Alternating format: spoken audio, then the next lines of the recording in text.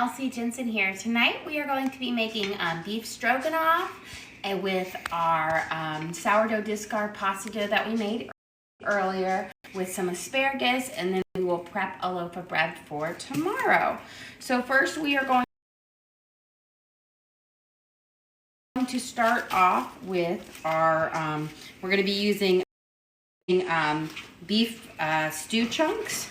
You could also use like a ribeye or like a fattier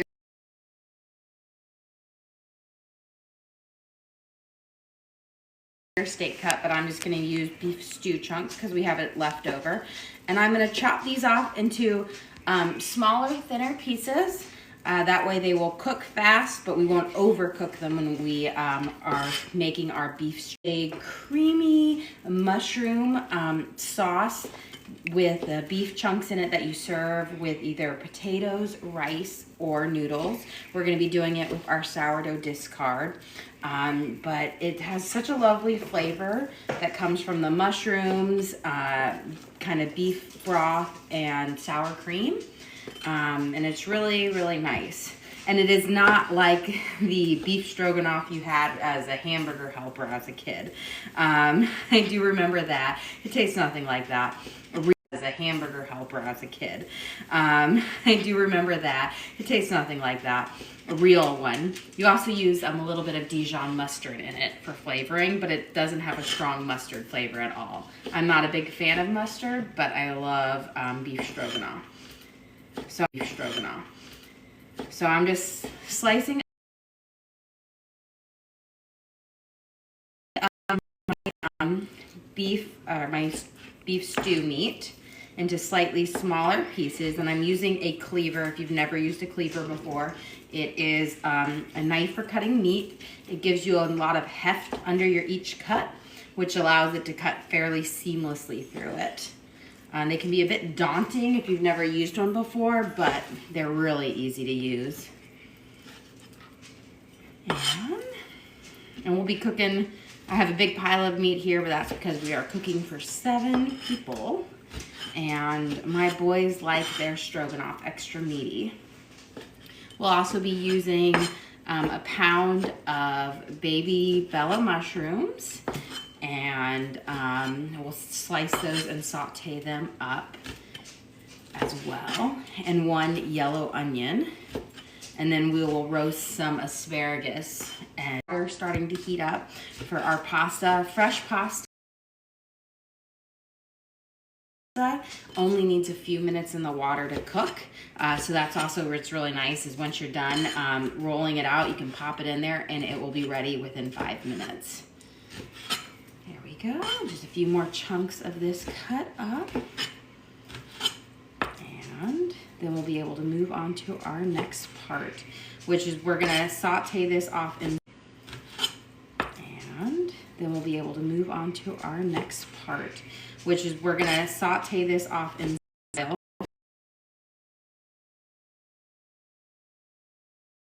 Might take a pause, turn on my stove with my clean hand.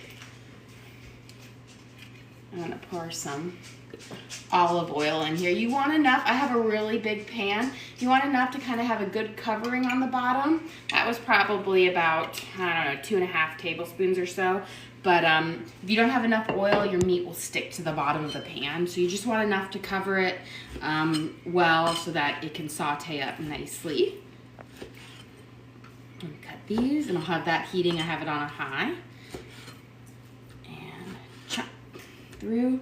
Again, you're gonna wanna, I'm cutting my meat chunks down fairly thin because I want them to cook up quickly. But because if they're bigger and thicker, you have to cook them longer, which will cause them to become tougher. And I want them to be nice and tender. There we go. And we are done with the cleaver.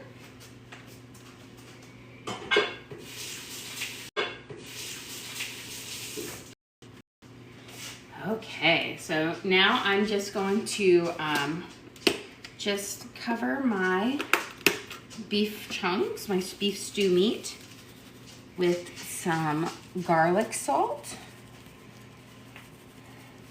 and a little bit of black pepper. I always like to... Question, is that a stainless steel pan? It's an all-clad stainless steel pan. So a skillet works great with this one, but I wanted a pan that had nice lip because this is a big batch of beef stroganoff, and so I need a bigger pan for it. But a skillet works great with this. So I'm gonna give this a good toss. Perfect. And now I'm just going to spread out my beef chunks. And we're gonna kind of brown them off. And then I'm going to actually remove them once I have them all browned off. And seared, I'm gonna remove them and saute up my onions and my mushrooms.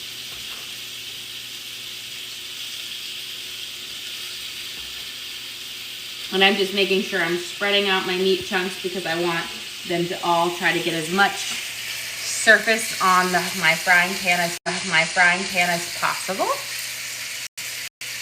And then I'm going to flip my cutting board and I'm going to give my hands a good wash.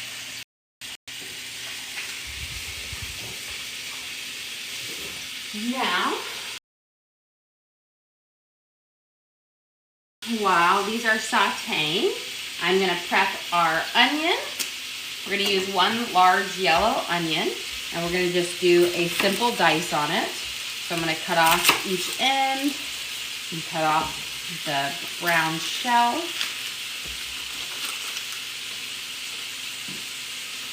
And then I'm going to cut it in half, cut it 5 times, and then just chopping it through into a smaller dice. Doesn't have to be a mince. What are you making? We are making beef stroganoff, and then we're going to make some home fresh pasta using the sourdough discard pasta dough that we made at lunch today. Roasted asparagus chopped up here. I'm going to start on my mushrooms. We are going to be using Baby Bella's. You could buy pre-sliced mushrooms if you wanted, but I get mine from Costco, and they do not come pre-sliced. When you have a large family, buying in bulk can save you a penny or two. So I'm just going to do a fairly thin slice on them.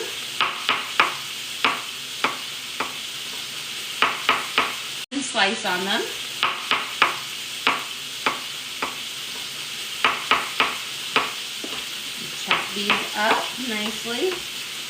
And now I'm going to get tongs. These are silicone coated tongs. I'm going to give everyone a quick stir. And then I'm going to make sure and spread them out. As much surface area on my skillet as possible. And we'll finish up chopping up these mushrooms.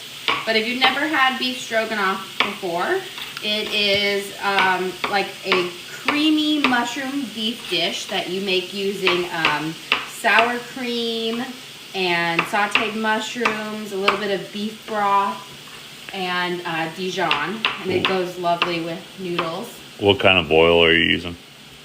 Boil? Oil. Oil. That's what I say. Oil, I'm using just olive oil.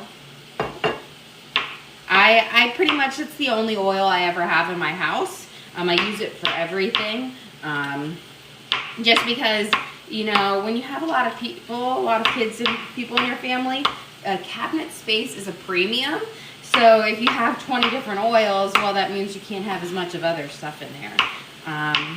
And so, even though I have a fairly large kitchen, every space gets utilized, including my garage, which I have several shelves of like pots and pans and different cooking utensils out there as well.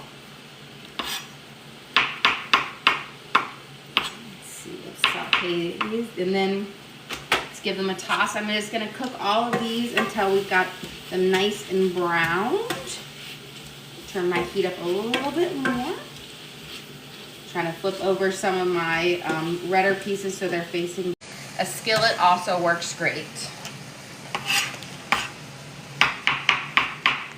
And then we'll slice up a few more mushrooms. You got a question, is the meat seasoned? Yes, I season them with some garlic salt and black pepper. But again, they'll also be in kind of drenched in a mushroom creamy Dijon sauce as well towards the end. Have some nice flavor on themselves, but also knowing they're going to be in a lovely sauce. And I think we'll save this for another one. Let's give this a quick stir. And I chopped up, I'm just using beef stew meat, but you could also use a ribeye or a steak that you could cut up into thin slices and saute as well. Turn this guy up nice and high. When you have a lot more in your pan, cooking it high, all the stuff brings your pan temperature down. So I keep turning mine up because I want it to stay nice and hot. Bring that. And let those cook off a little bit. Right there. This is our pasta dough that we made earlier. We made it using 250 grams of flour, 100 grams of sourdough discard or starter, and 2 eggs.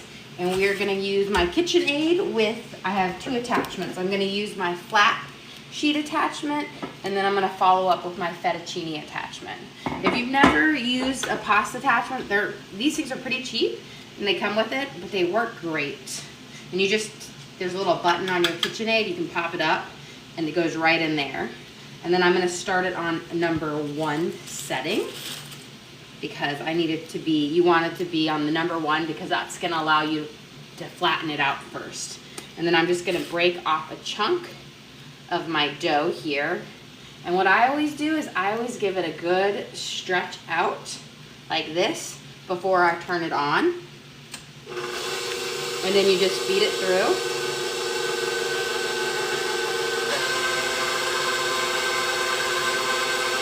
Just like this. And then I'm going to move it up to a 2.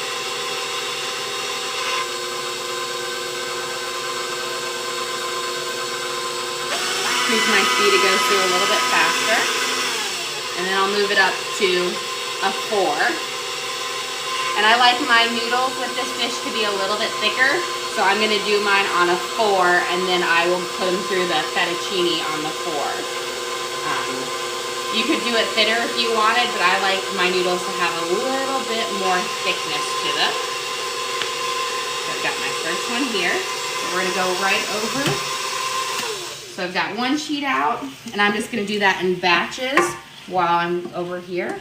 So I've got my meat fairly cooked up. I'm going to take it out now using some tongs. I know we still have some nice red tender pieces in there. Sauce towards the end. Jazzy just sent you some roses. Oh, well, thank you, Jazz.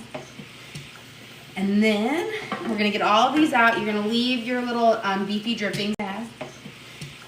And then we're going to get all of these out. You're going to leave your little beefy drippings in there because you're going to want that nice flavor. And then we're going to saute up our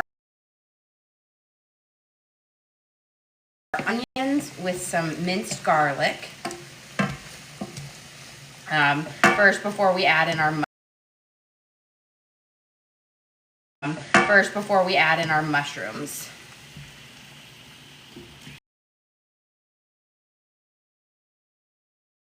Let's get all of our little beefy chunks out. And the trick is you really don't want to overcook your meat because you want the pan. And then I'm going to add my sauteed up onions right here, or my diced up onions. And then I'm going to add my sauteed up onions right here, or my diced up onions.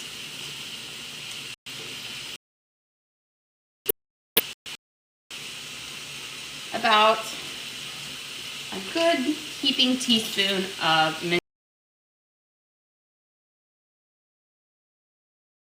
On it would be about 1 to 2 cloves of fresh garlic. And then I'm going to use my tongs. Give it a good stir. And I'm going to let these saute up for about a minute or 2. And while these are sauteing, I'm going to turn my water down over here because we've got a good rolling boil on it. I'm going to pop my next dough in, bring it back to 1. I'm gonna give it a good stretch. If you try to put a big lump in there, it just won't go in. Let it feed through. This makes all the difference in making pasta. I used to have like a hand crank pasta roller and it was terrible. It just took forever. This makes it go so much faster. Now I'm gonna go to a 3.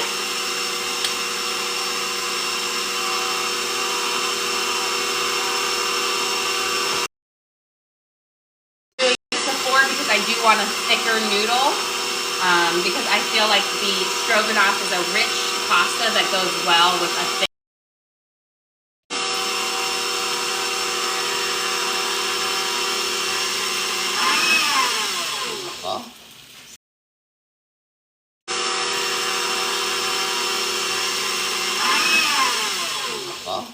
Just gonna rest it right here for a second. I'll come back over here. Give this a quick stir. Saute it nicely. That means I'm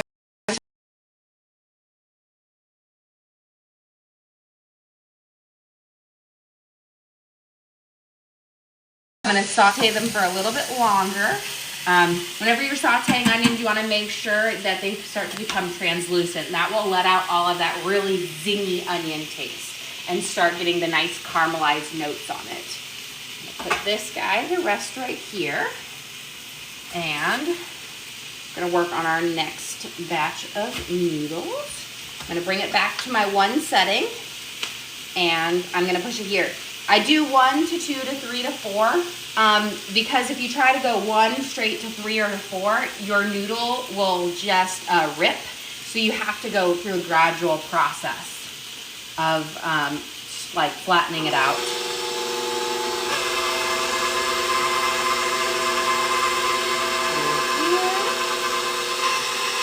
And for those of you who weren't with us, we made this morning during lunch.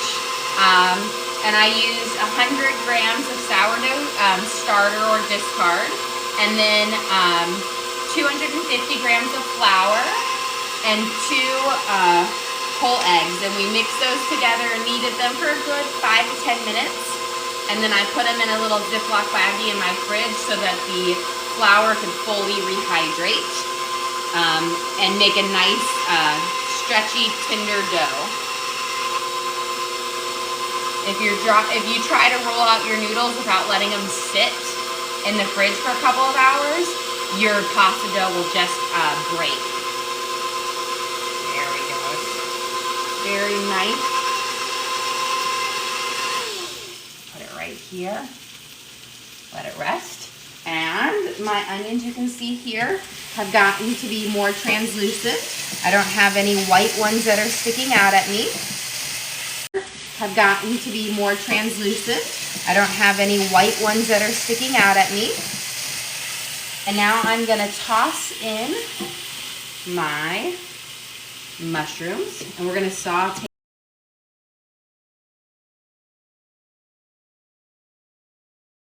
these guys off.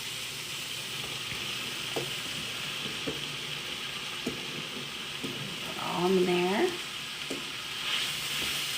Beautiful. I'm going to mix the onions up in really well. That will coat whatever oil we have in the pan on the mushrooms as well. And then I'm just going to make sure I spread them out and have my heat on about a 6 out of 10, so just a little bit above medium.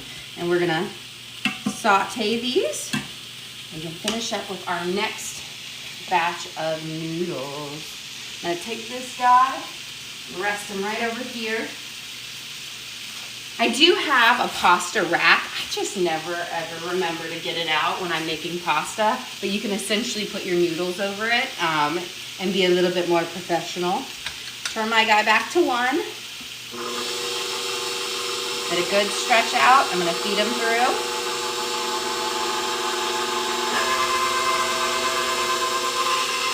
Then I'm going to move it to 2.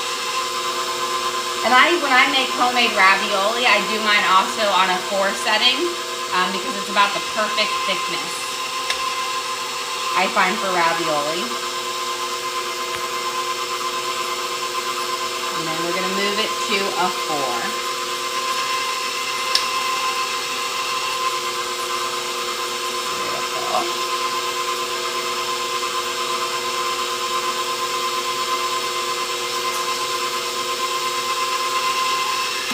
And it just makes a nice thin sheet, which will be perfect for fettuccine. So I'm gonna lay that right here, and then I am all done with my flat one. I'm gonna come over here to my mushrooms and give them a stir. And the idea is we're sauteing them until they not only brown up, but they start to let off some of their yummy mushroom juices. So stir, and then I'm going to spread them back out so that they all can be on my frying pan. Perfect. Now for I'm going to get a knife, and I'm going to cut each one of these noodle packs in half because I don't want super long spaghetti or fettuccine. Cut this guy, and then we'll get this guy over here. And all you need is a simple knife to cut through it. And then we're going to add this attachment in where you just feed it in to the little nozzle, and then you tighten it up. And then we're going to run this through here. And it's simple. It will come out nice.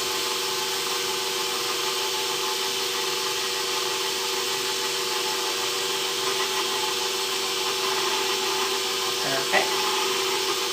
And then I like to do them in little bundles.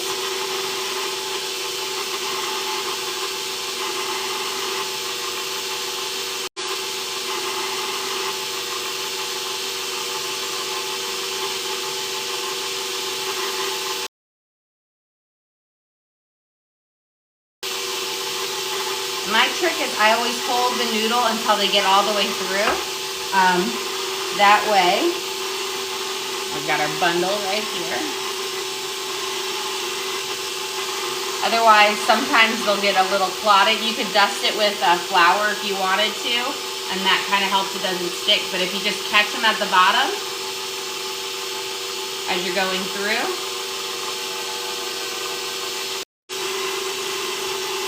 I should have floured this guy up.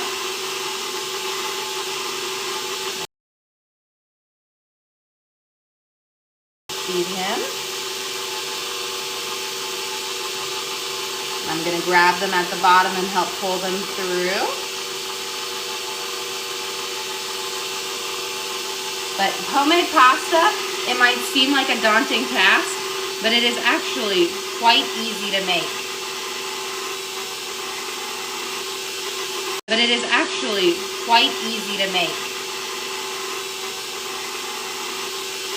Especially if you have a machine that does it for you. Now, back in the day where they used to roll them and then cut them,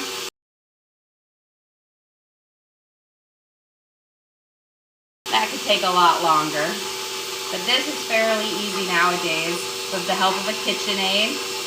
When I was growing up, we didn't have a KitchenAid, but we had one of those machines where you just put all the mixtures in, and it made like the noodles for you. It put it through a press. But I find having one KitchenAid, and you can have so many different attachments, you can do a lot with it. There we go. Have those come through, give them a nice pull.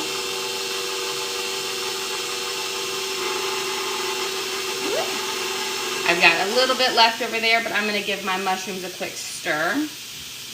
And I like to rest them in little small nests. If you keep them in a big clump, they can all stick together, but if you have nests, they won't really stick together.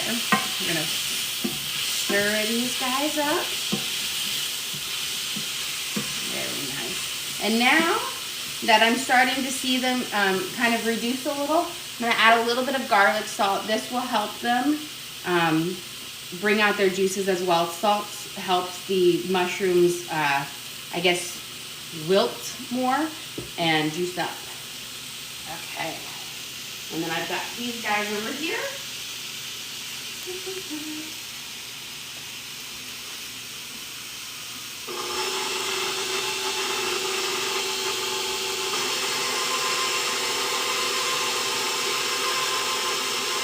Nice and easy through. Make a little nest. And here's my last one. And fresh pasta just tastes so much better than store-bought pasta. Store-bought is great if you're in a pinch, but if you have the extra time, it's so great. And then what's nice about this is it's made with our sourdough discards, so it has those nice probiotics in it for you. Make this into a little nest. And a little nest. Okay. Now, I'm going to give our mushrooms a stir. Beautiful.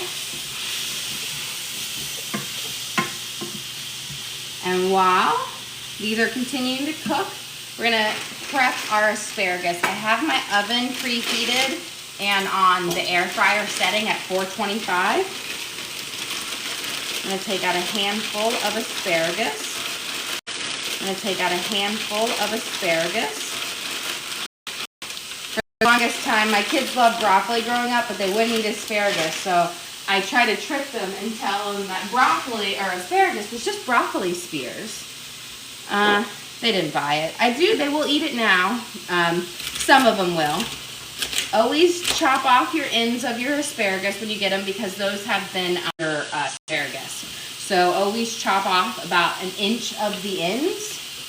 That way you don't have a really chewy and tough asparagus stalk. Stir my mushrooms one more time. And then I'm going to lay out my asparagus on my baking sheet. Spread it out. And then we're just going to give it a slight drizzle of olive oil. You don't need too much. A sprinkle of garlic salt. And a sprinkle of pepper.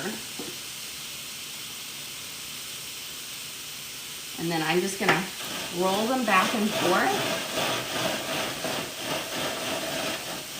Beautiful. And I'm going to go pop these in my oven that I have set on the air fryer setting. You could use the convection bake setting on your oven if you don't have an air fryer setting.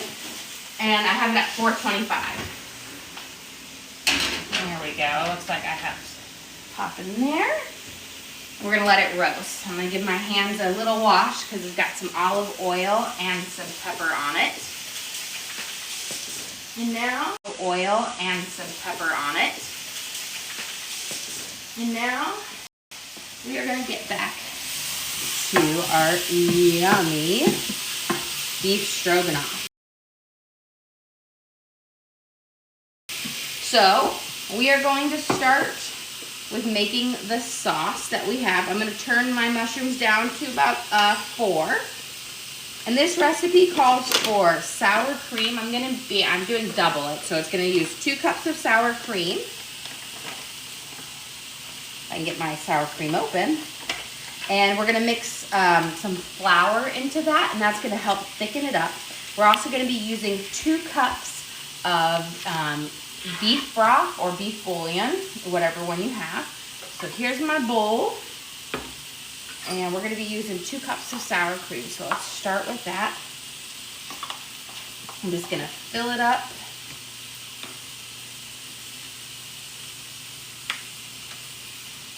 Kind of guesstimate it.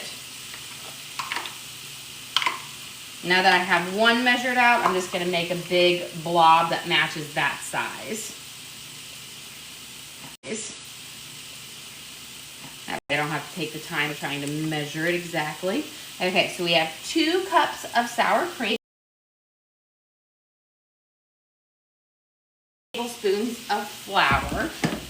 And we are making a double batch of this recipe because we are such a big family. So 1, 2, 3, 4. And it's really important that we mix our flour and our sour cream up together. This way we don't have flour chunks in our, when we pour it in there, because that will lead to like almost like a flour like dumpling ball in your stroganoff. So we mix it with the cream, and that will allow it to thicken up nicely. So we've got that stirred together. Now we are going to add into our mushrooms over here. I've got some Worcestershire sauce, whatever you want to call it. We're going to add 2 tablespoons of that. I'm just going to eyeball what my 2 tablespoons are. That's about 1 and 2. And I'm just going to try to get all the good mushroom drippings off the bottom. I'm going to toss my mushrooms in that. And then we're going to add 2 tablespoons of Dijon mustard. You don't want to use yellow mustard. You want to use a Dijon. So I'm going to just eyeball my 2 tablespoons. So that's about 1. That's about 2. And I'm going to give this a quick stir as well.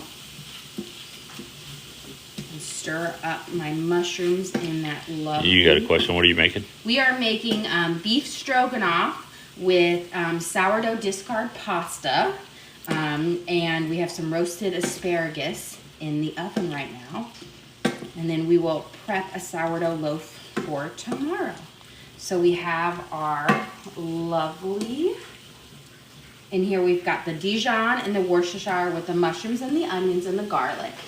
Now I've got 2 cups of water, which I'm going to add a large heaping spoon of beef bouillon. You could use beef broth if you wanted. I find beef bouillon just you can get a little bit more flavor out of it. So I'm going to put it in here in my water, give it a quick mix, and then I'm going to stir it into my mushrooms, and then really try to scrape off the drippings from the beef earlier and the mushrooms off the bottom of my pan, because that's going to add a really nice flavor to it. Beautiful. Just mix it around, and then we are going to add our sour cream and flour mixture.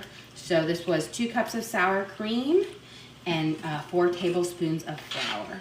And we're going to add this to our beef broth mushrooms mixture, and we'll stir that up. There we go. And I'm going to actually change out my tongs. Put them with my beef that we seared off earlier. And I'm going to stir this in with a silicone spoon.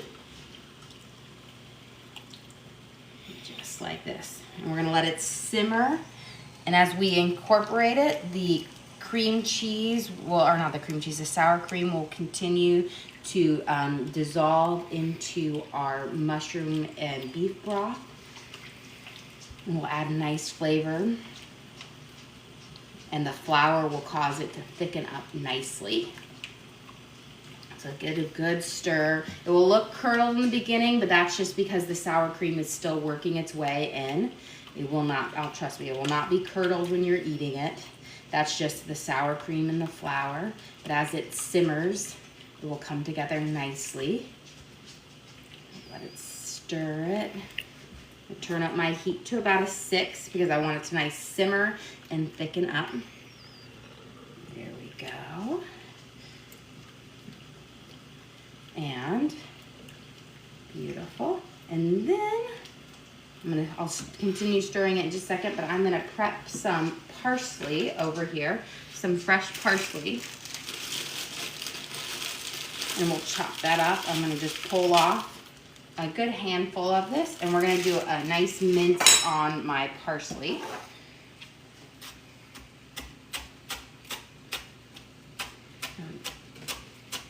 I'm simply going up and down. I'm applying a lot of pressure with my hands down, and I'm gonna keep going over it. I want a nice fine mince on it. I don't want it to be a big leafy parsley. I just want it to add a nice little fresh hint to a very rich sauce. There we go. Beautiful. Lovely. You can see it's already starting to thicken up. Be a very lovely flavor to it. I'm gonna give it a quick taste with a spoon. Well, it's my family, so I'll just use this one. Delicious. I don't think, maybe a pinch more pepper. I like a good bit of pepper. And then I've got our beef stew, or stew meat that we chopped up some and then just browned real quickly. I'm going to toss this in with our mushroom sauce.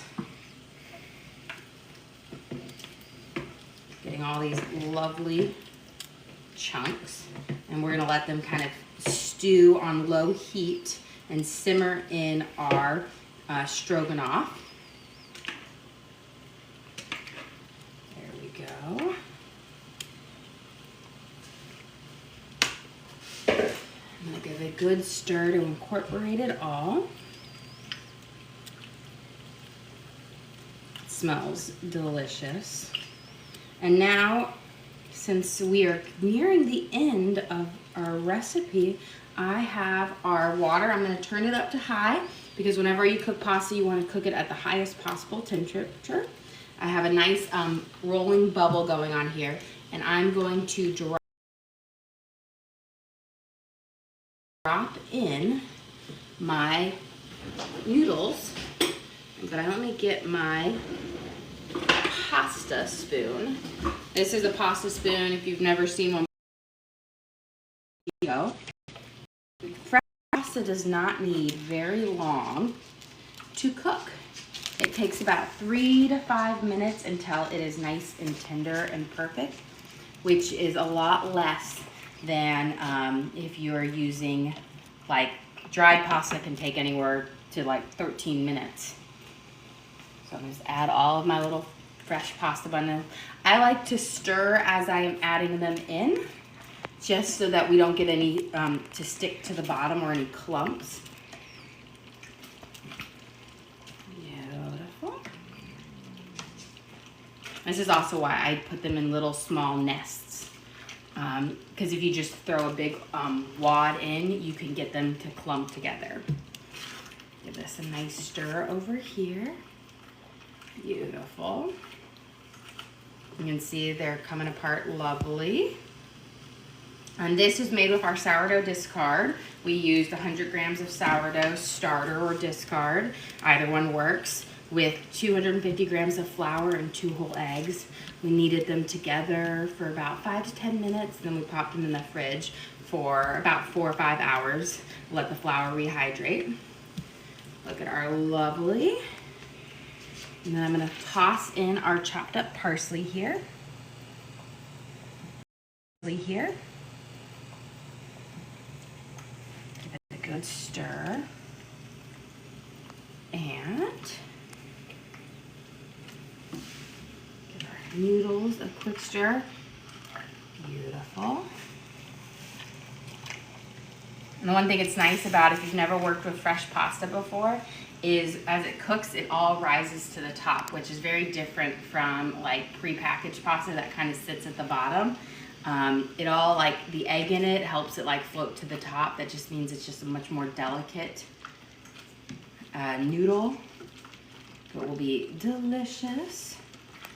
And I'm going to turn off my stroganoff here because we have completed it. I'm going to clear off this because we're going to have our asparagus coming out in just a second. And I'm going to get a colander ready for our noodles because it has been about 3 or so minutes. Okay. I'm going to just pop one out, just make sure it's nice and tender the way I want it.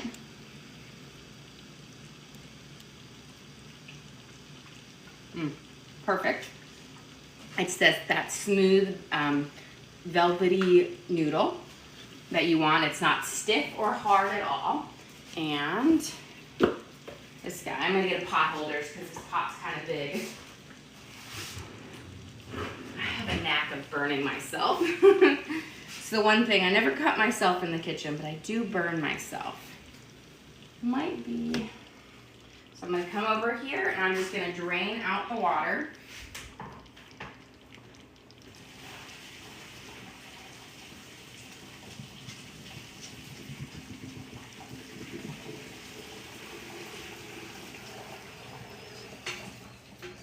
A good shake. And then I'm gonna toss it back into my pan.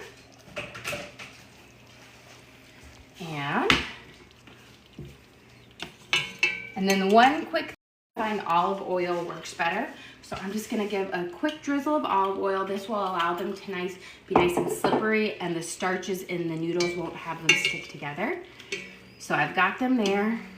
And now we're gonna take out our asparagus, which should be done roasting in the oven.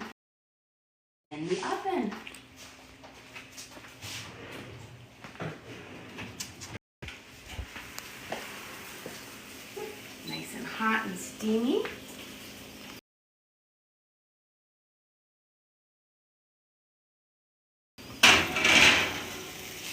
We've got our roasted asparagus that we drizzled with olive oil, garlic, salt, and black pepper.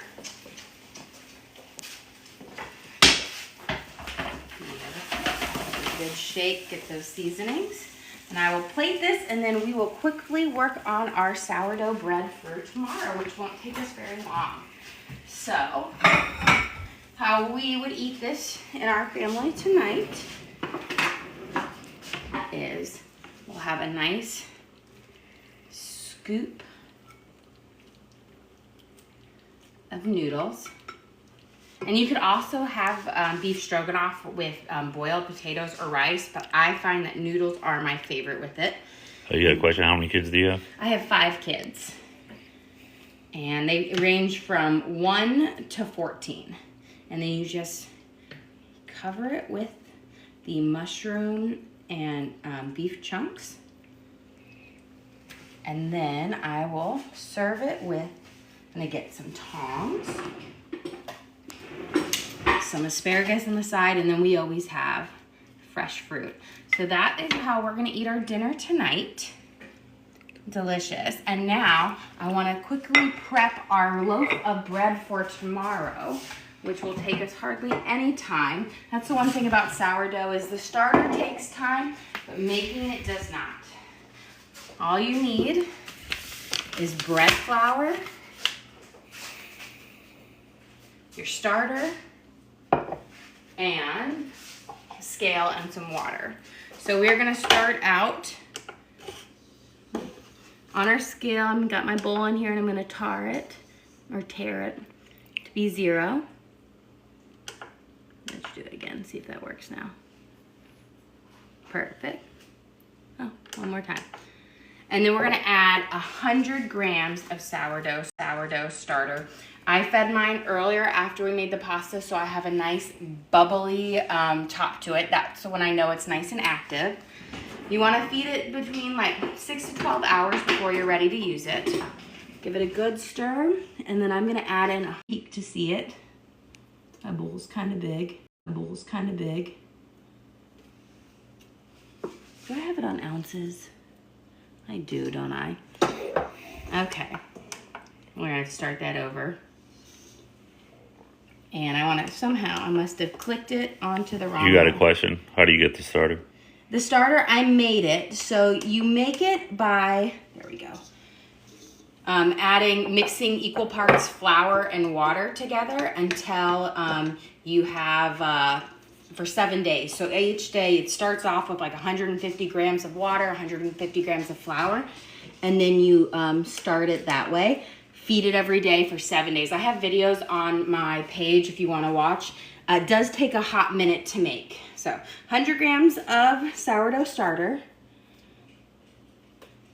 There we go. And I always use the scale because it works, you're more accurate and it works much better because you never know how packed a cup of flour is. It can vary by like 50 grams sometimes. There we go, almost at 100. Perfect, just a bit over. So 100 grams of starter, and then we're gonna add 100 grams of warm water, and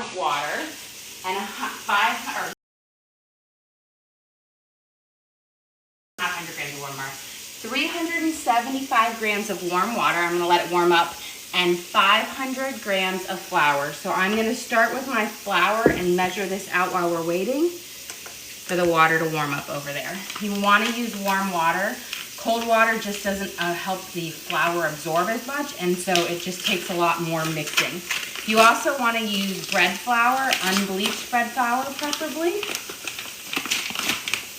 So we're going to use about 500 grams of flour, which is around, I want to say 3.5 cups-ish. Again, I like to weigh everything out just because it's just so much more accurate. Pastry chefs all do theirs by weight. They don't use like the American measurement system just because it's just not accurate. And with baking, it's really a science and you have to be accurate. So we want 500 grams of flour, of bread flour. Also, if you're using sourdough and you're feeding your starter, you always have to use more. My water over there should be warm. A little bit too much. There we go. So I got my 500 grams of flour.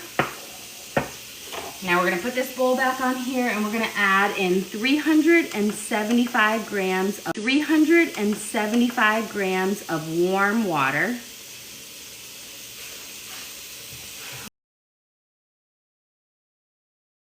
Which is about, I wanna say, 1.5 cups. So I'm just gonna fill up a mug and we'll do it in here.